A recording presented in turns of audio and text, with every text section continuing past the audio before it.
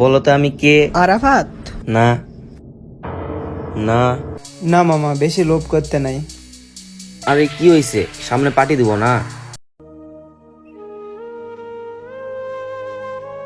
এই মামা, কি অবস্থা তোর? এই তো মামা চলতেছে।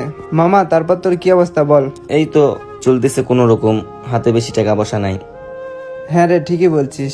এলাকাতে তো আসলাম, কাউরে তো দেখতেছি না, কোনো দান টানা তো মারতে পারতেছি না অনেক দিন থেকে। চল সামনে দেখি কেউ ভাগে পড়ে কিনা। চল।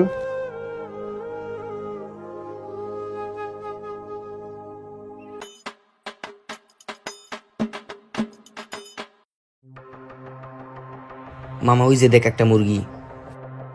চল। কিন্তু মামা আইডিয়া।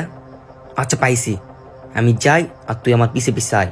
আমি গিয়া চোখ ধরি আর তুই মানি একটা উঠাই নিবি, তারপর বিষয় কি হয় আমি দেখতেছি।